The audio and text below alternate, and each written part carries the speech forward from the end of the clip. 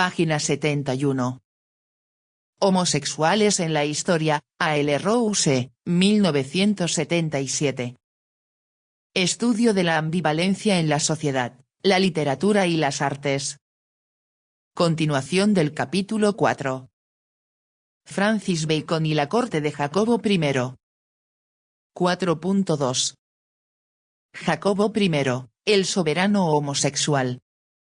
Jacobo I fue educado religiosamente por George Buchanan, el mejor erudito clásico de Escocia, que tenía por costumbre infligirle castigos corporales. El adolescente se convirtió en un buen humanista, extraordinariamente versado en teología. Muy pronto reveló sus grandes dotes de intelectual. Un enviado francés le juzgó maravillosamente inteligente para sus 17 años, lleno de ambiciones honorables y teniendo de sí una excelente opinión. La severidad con la cual ha sido educado hace que se muestre muy tímido ante los nobles de rancio abolengo. Se sabía más inteligente que la partida de rufianes que había asesinado a su padre, y que el secretario italiano Rizzio, que había sustituido a Darnley en el corazón de su madre, la reina. El enviado francés proseguía: no le gusta ni el baile, ni la música, ni el galanteo, habla, come, viste y juega como un campesino, y no muestra mejores disposiciones en compañía de una mujer. Su entretenimiento predilecto es la caza, y puede pasarse 6 horas seguidas a lomos de un caballo. Es muy creído de sí mismo e irrita a sus súbditos con sus inclinaciones tan indiscretas como violentas. El pobre joven precisaba expresar sus anhelos de afecto. Durante toda su infancia se había visto frustrado de cariño, y ese insaciable deseo de ser amado se convirtió en un rasgo característico constante de Jacobo I. No regateaba su afecto hacia cualquiera que estuviese dispuesto a amarlo, pero desgraciadamente los que le gustaban hacían de él casi todo cuanto querían.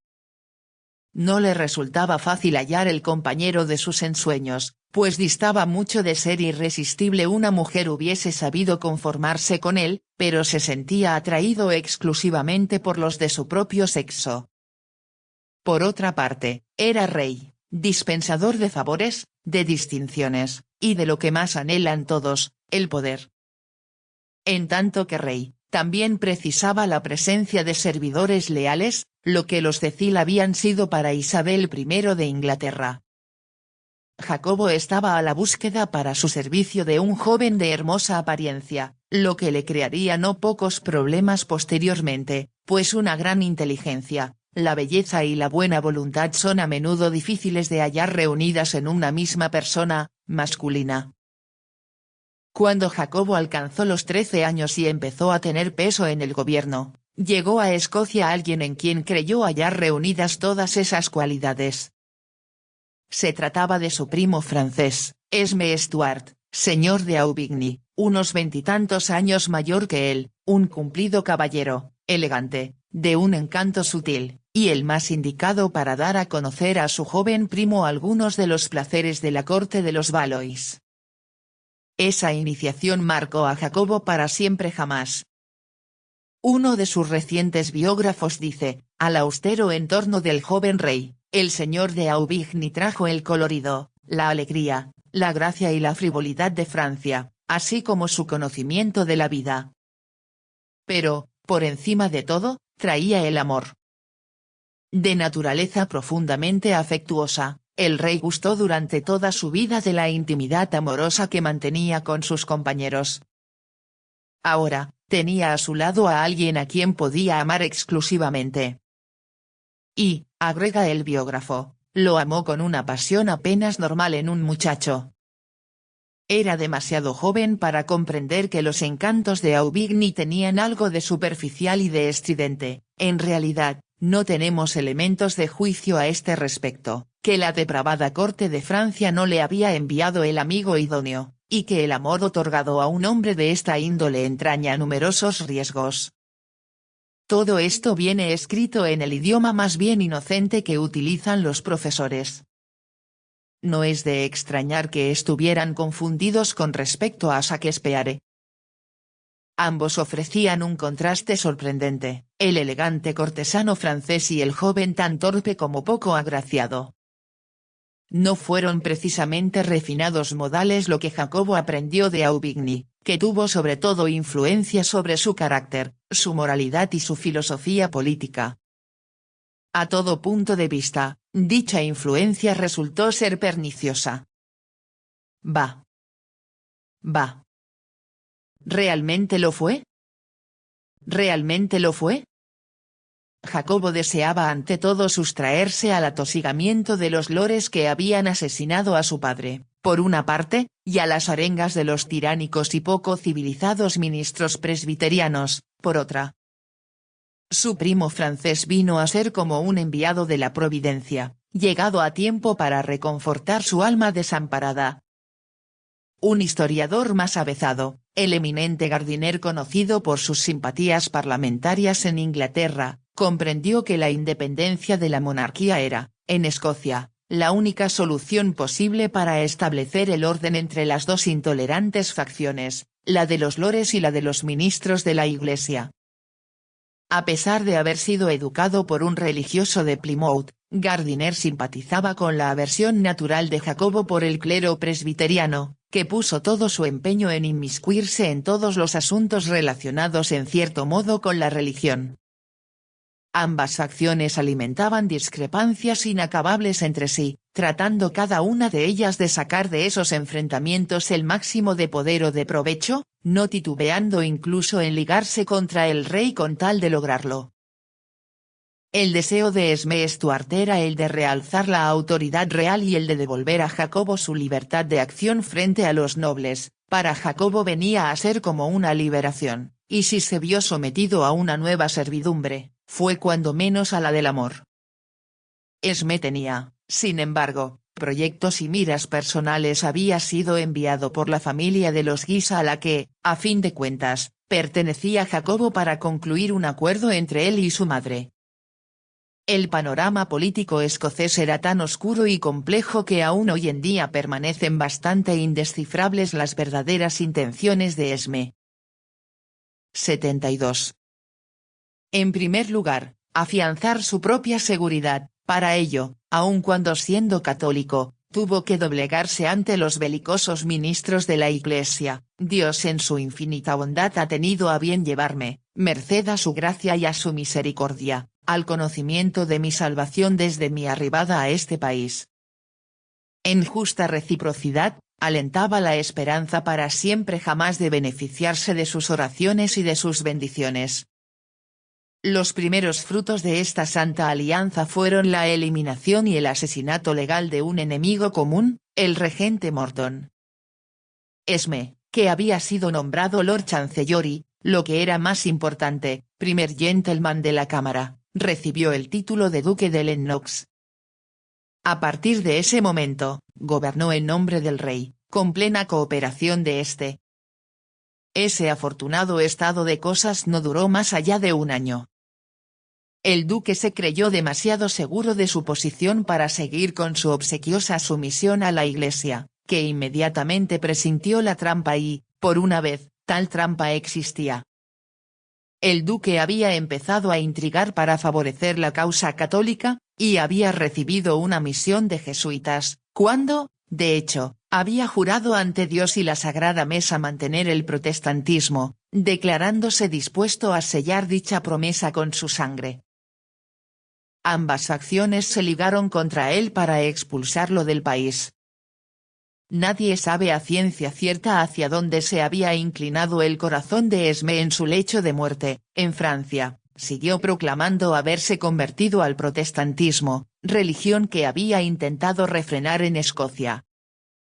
Parece bastante evidente que había jugado a dos paños. Con su brutalidad acostumbrada, los nobles escoceses dieron al traste con la felicidad de Jacobo. Tras la conspiración de 1582, el rey de Ruthven, Jacobo VI de Escocia fue hecho prisionero y se vio obligado a aceptar las ignominiosas condiciones de sus nobles, es decir, el exiliar definitivamente a su primo. Jacobo vertió lágrimas de dolor y de ira, humillado al verse sometido nuevamente tras aquella breve luna de miel durante la cual se había sentido libre. Se le hizo comprender con toda dureza que más valía que los niños llorasen antes que enojar a los adultos. Trató de resistirse y lograr cuando menos que su primo pudiese permanecer en Escocia, aun cuando mantenido alejado del poder. No obstante, se le indicó, sin miramiento alguno, que si no le expulsaba, no sería de entre ellos el que más tiempo viviría. Varios de sus predecesores habían sido asesinados por nobles sublevados. El rey, que contaba por aquellos entonces 16 años, aceptó sus condiciones.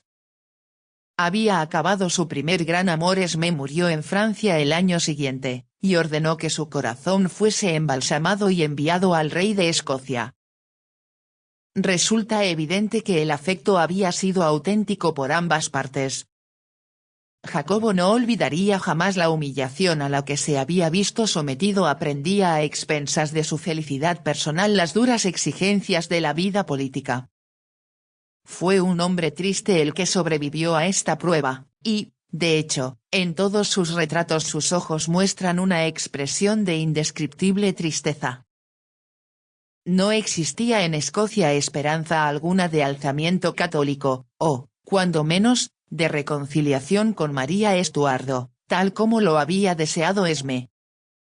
Constreñido finalmente a una madurez precoz, Jacobo comprendió dónde se hallaba su verdadero interés, es decir, en la herencia potencial del trono de Isabel I de Inglaterra. Aun cuando ninguno de los dos experimentase simpatía por el otro, Jacobo se avino a una alianza con Inglaterra justo a tiempo para proporcionar seguridad a Isabel en cuanto a su frontera septentrional, cuando los acontecimientos de la Armada Invencible. Tras ello, a Jacobo le quedaba por zanjar un asunto primordial, el de desposarse con el fin de asegurar su sucesión. En 1589-1590 optó por una protestante del norte, Ana de Dinamarca. El matrimonio fue lo que debía ser, nacieron hijos, la sucesión quedaba asegurada, y Jacobo no buscaba nada más. Se jactó en una ocasión de que la reina era la única mujer con la cual se hubiese acostado jamás. Se trataba de una mujer más bien atolondrada, que se convirtió en una carga para él cuando se adhirió secretamente al catolicismo, a pesar de la inmensa superioridad de su esposo en cuanto a teología. Por lo que a él respecta, el ser el presunto heredero del trono de Inglaterra le daba un triunfo mayor en sus relaciones con los nobles escoceses. Veían para el futuro, abrirse ante ellos al sur de la frontera, el país de la leche y de la miel. Jacobo tuvo un último enfrentamiento con sus antiguos enemigos, en 1600, con respecto al asunto de los Gourie, cuyo misterio no fue esclarecido jamás. Todo cuanto se puede decir es que el joven conde de Gourie y su hermano habían desagradado sobremanera al rey el deshacerse de su padre. Jacobo estaba cazando en tierras de los Gourie, cerca del castillo de Perth, hacia el que se sentía atraído por una leyenda fantástica acerca de un hombre desconocido que poseía una vasija de oro. Los Gourie eran ricos y tenidos en gran estima por la iglesia. Después de la cena, el más joven de los dos hermanos, un hermoso muchacho, condujo a Jacobo a una estancia situada en lo alto de una torre del castillo. Cerró la puerta con llave tras sí. Al quedar solo con él en esa habitación aislada, Jacobo se vio acometido por el pánico y llamó por la ventana a su escolta que había permanecido fuera. Estos subieron rápidamente las escaleras, derribaron la puerta y hallaron al joven Gourie de rodillas ante el rey. Los dos Gourie fueron ajusticiados, la familia expropiada, desterrada y desposeída de sus títulos. 74. El día del salvamiento del rey se convirtió oficialmente en un día de acción de gracias anual, pero nadie se creyó el informe oficial que fue dado de este asunto. ¿Qué había ocurrido? Un elemento era debido a la casualidad, pero otro había sido preparado por adelantado, y el plan había fracasado. Pero, ¿qué plan? ¿El de los Goryeo? ¿O el del rey? En ninguna otra ocasión dio muestras de semejante pánico, e incluso mucho después siguió experimentando un odio irrazonable por dicha familia. Jamás conoceremos la auténtica verdad acerca de esta historia. Sea lo que fuere, cuando Jacobo abandonó Escocia había conseguido vencer a sus enemigos, había fortalecido considerablemente la monarquía y era el amo del cotarro. Todo el mundo se mostraba de acuerdo a este respecto, su actuación como rey de los escoceses había constituido un verdadero éxito. El acceso de Jacobo al trono de Inglaterra fue preparado con una habilidad de auténtico profesional por Robert Cecil, que recorrió el país de punta a punta en pro de la causa del rey hasta 1612. Para asentar la nueva política sobre una más amplia base, se concilió los partidarios de Essex, que se habían opuesto a la anciana reina. Entre estos se hallaban en particular los Howard, capitaneados por el primogénito, el escurridizo Lord Henry, 1540-1614. Y como no se puede negar que el mundo homosexual tiene sus traidores al mismo título que sus héroes, al igual que el mundo mejor conocido de la heterosexualidad, más adelante veremos de lo que fue capaz ese hombre. Ya gozaba del favor del rey, había pasado malos tragos por haber sostenido a María Estuardo, y se convirtió en el informador secreto de Jacobo sobre todo cuanto aconteció durante los últimos años del reinado de Isabel I. Había conseguido desacreditar a los ojos del rey tanto a Raleigh como a Lord Cobham, y además compartía los gustos del monarca, lo que contribuyó no poco a unirlos.